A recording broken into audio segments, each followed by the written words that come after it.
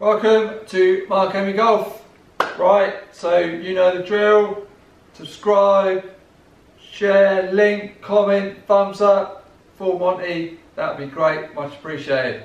Right, so today we are attacking shoulder rotation, working out how far you can rotate back with that extension and not lose all your angles, which is massively important to then achieving a good quality sequence for the downswing.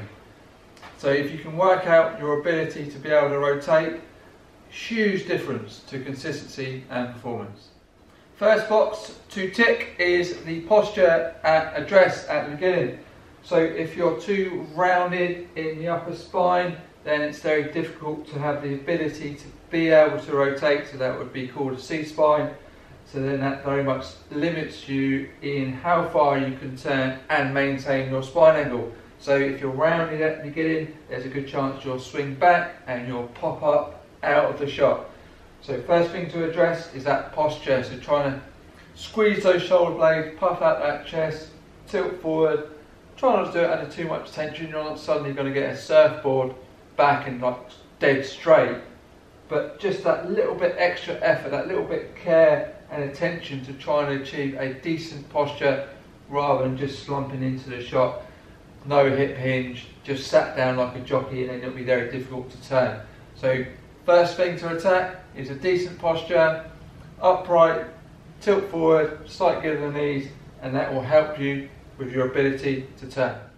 Box number 2 and 3 is how far you can rotate the shoulders and maintain your position. So as you turn back, we're trying to rotate, pivot around the as you can see the line going down, you're trying to pivot round the trail hip, so you're trying to load up into that glute, into that back heel.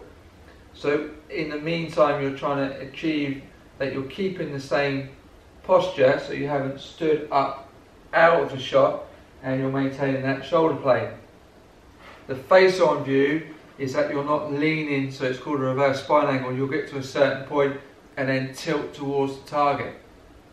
So then you put the pressure back on the front foot, and the only way to swing down from there would be then to swing over the top and come and cast it and come across the shot. So it's just working out that ability to how far you can rotate back and maintain those angles. So that shoulder plane, posture, and making sure you've loaded the correct trail leg, the trail hip, glute, heel, rather than tilting back towards the target. So there's your 3 fundamental things on working out your ability of how far you can turn back before you lose those angles.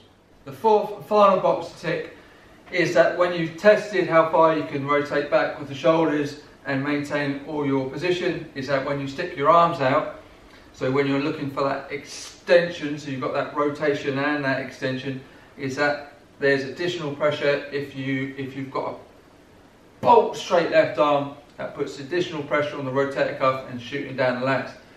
So it's working out that if you've got your arm too straight, that causes you then to lose your position, tilt forward or stand up out of the shot. If you then try and take the tension out of the arm, then potentially it's a lot easier then to get a rotation. There's a lot more give in the arm, but that will enable you to turn, get that load into that back leg, which will then give you a better sequence on the way through.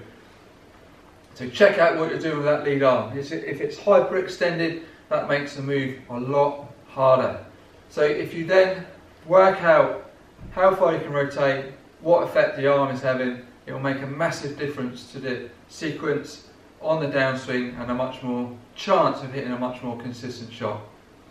Hope you enjoyed the video. Any questions, put them below, and I'll see you soon.